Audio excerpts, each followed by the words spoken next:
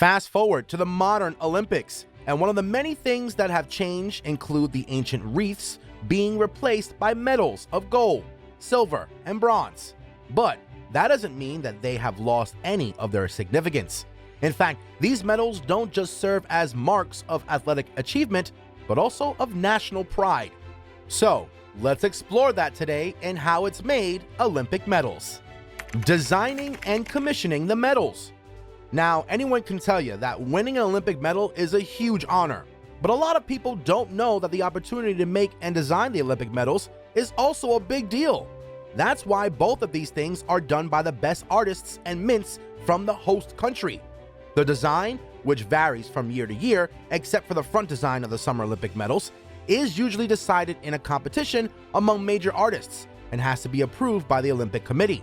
As for who makes the medals, while private contractors and craftsmen have always taken part in it, in most cases, the process is done by a country's national mint, the same mint that makes all the nation's currency or commemorative coins. And finally, once this has been decided, we can move on from the planning stage to the actual making of the model, which starts with drafting. Now, to convert the design selected for the medals into something that can actually be used to create a physical object, artists start to work on creating digital models and plans of the models. These are then used to refine and finalize any and all remaining details before the plans can be sent off to the next station, which is making the mold. Now, unlike other plaques or metal ornaments that are usually carved or stamped, since there are going to be thousands of medals being made for each Olympic event, the only practical way to make these medals is by using casts that will be filled with molten metal. For this, the workers first use the digital model to create an exact replica out of modeling clay. This clay is chosen because it can be carved with a ton of detail with relatively little effort, but at the same time, it doesn't lose its shape and can be used to create a usable mold. These clay models are then dried and solidified and scanned, once again using a 3D scanner, which transfers the 3D form onto a 3D printer, which creates the eventual molds.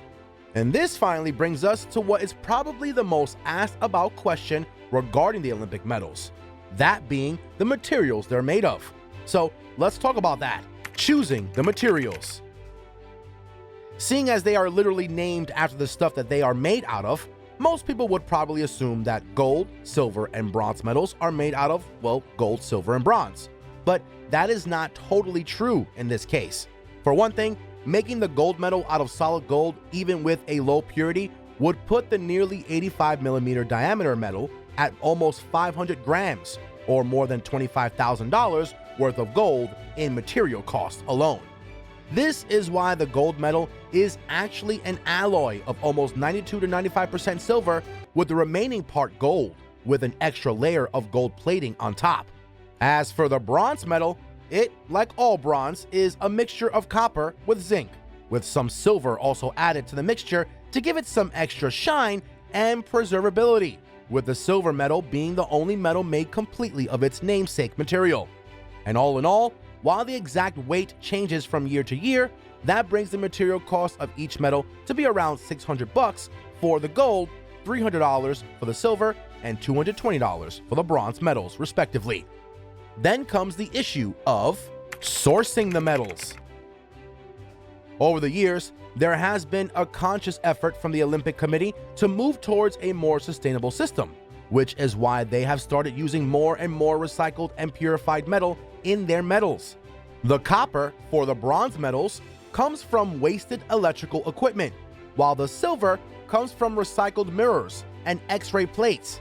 As for the gold, the Tokyo Olympics in 2020 actually made history by sourcing almost all of the gold used in their medals from discarded electronic devices like laptops, phones, and other digital items.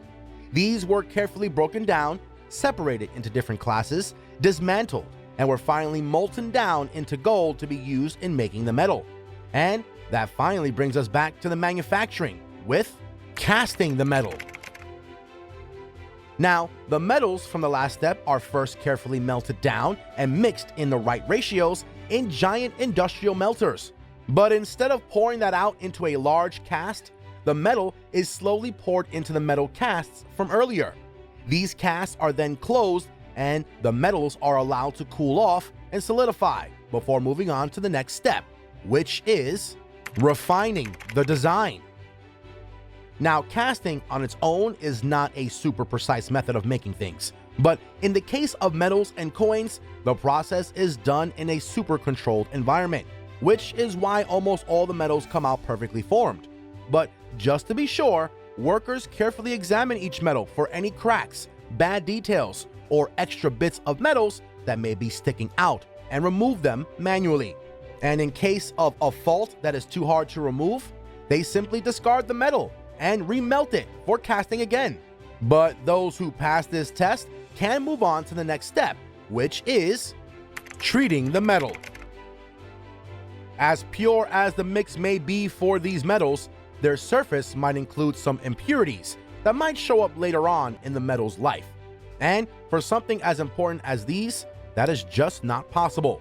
This is why once the metals have been cooled off and cleaned, they are put into a chemical bath consisting of sulfuric acid and other chemicals to remove any and all impurities from the metal surface. These vats of chemicals are different for the bronze metals and for the gold and silver metals, which have basically the same composition. It is only once the treatment has been done that the gold metals are separated and sent onto electroplating. This is the process that gives the gold metals their gold appearance. For it, the chemically treated metals are first rinsed thoroughly in cold water to remove any dust that might interfere with the electroplating chemical reaction.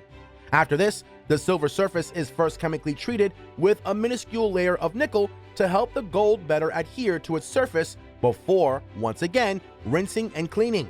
After this comes the final gold plating, during which the metals are attached to an electric circuit while being dipped in an electrolyte solution. A solid gold bar is also dipped in the same solution while being connected to the voltage.